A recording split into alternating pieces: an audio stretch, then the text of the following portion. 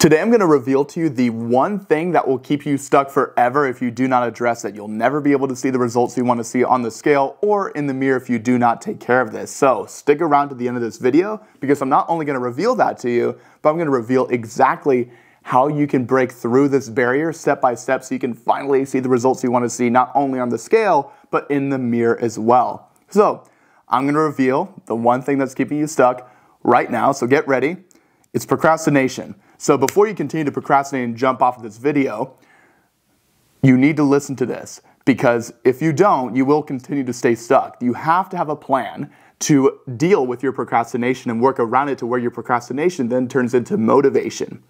And if we want to take it a step deeper, not just turn that into motivation, but turn that into self-driven, intrinsic motivation. I'm not talking about the extrinsic motivation that you go off of, like a David Goggins video or any sort of marathon like hype video that you watch on YouTube to pump yourself up to go to the gym. I'm talking about intrinsic motivation that keeps you fueled nonstop 24/7 by addressing your emotional drive, right? And here's how you do it. You have to give yourself positive and negative examples of the past, right? And address your why. So those are going to be the three big things that you need to address in order to address the issue of procrastination. So let's use the example of you want to procrastinate going to the gym, right? If you were to lay out all those things in front of you, we'll start with the positive examples of the past first, right? Of what things would look like if you were to go to the gym. Positive examples of you feeling much better after you walk out, you seeing some weight loss once you get home from a workout, whatever it may be, right? But then, this is not just as important, but more important, looking at the negative past examples too. Whenever you missed the gym for 2 weeks straight, you saw, a 6 or 8 pound or even a 10-pound jump in weight. Or, you haven't been to the gym in a month, you look in the mirror and you just see, this body in the mirror that you don't even recognize and you just absolutely hate looking at it. As outrageous and negative as that sounds, that's going to be extremely helpful for you to reflect on if you have, one day in your mind that sticks out to you where, you have a very, negative past experience with not doing X, right? With not working out, with not eating healthy, with not going to bed at 9 p.m., whatever the healthy habit is. So this will allow you to stay self-driven, stay intrinsically motivated so you don't have to rely on the crutch of extrinsic motivation. Because that's what 90% of people do.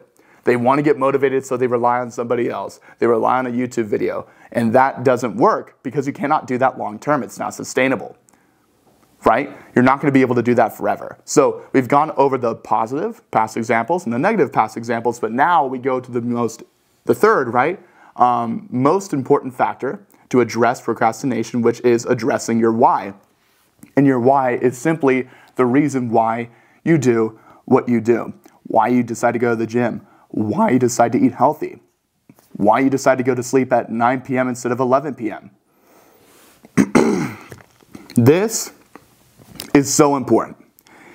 If you do not address this, you will never be able to deal with procrastination. And the deeper this is, the more you're going to be able to sustain your progress and work around this. So let's compare two personal why examples, right? The reason why you do what you do. One person's why is that, they just want to feel better about themselves, right? Or they want to lose weight and tone up and just feel good, right? The generic, one of the most generic things I hear, 90% of the time for most people, right? But really, why do they want to tone up? Why do you want to lose more weight, right? Let's say that's person A. Let's go to person B here and take a look at their why instead. And their why is to make sure that they actually stick around to see their grandkids. They also want to make sure that they don't die of a heart attack like their father or their grandfather, right? Even with those two things, I can keep going here, but those are two emotionally driven whys versus person A who just wants to go to the gym and be healthy just so they can tone up and lose weight, right? If that is you too, why do you want to do that? Keep going down the rabbit hole of whys. That's how you actually find your intrinsic emotional why. Is by asking yourself why, like multiple times. Okay, you want to tone up, you want to lose weight. Why do you want to do that? Well, I want to feel a little bit more confident. Okay, why do you want to feel more confident? Well, I want to feel more confident because, every time I look in the mirror, I just, don't even want to look at myself for more than 5 seconds. Why do you not want to look at yourself for more than 5 seconds? Every time I look in the mirror, I think about this one negative thing that happened, 2 or 5 years ago, wherever, I was in a good place, and then things just like took a big turn, and then you start to go down this negative, loop, right? It is somewhat of a negative thought pattern. But once again, negativity may be a little bit more of a strong, negative-oriented emotions may be more of a stronger emotional drive for you in comparison to just positive emotions, right? Because depending on your personality type too, it may differ. But if you're somebody that really needs some fire lit under their ass, you need to certainly think about some negative things, because just thinking about nothing but positive things like how great you felt after this workout, or maybe even seeing some tangible weight loss, those things definitely can help. But if you don't balance that out with some negativity to really just get you fired up and say, you know what, I'm sick of seeing the same old body in the mirror every single week or every single day. I'm sick of seeing the same number on the scale. You know what, I looked at the scale, I remember the date, it was April 22nd, 2015, where I was at my highest weight ever, and I sat down on my bed and cried, right? Or whatever it is. I'm just making examples here. When you think about those things, when you refer back to the past,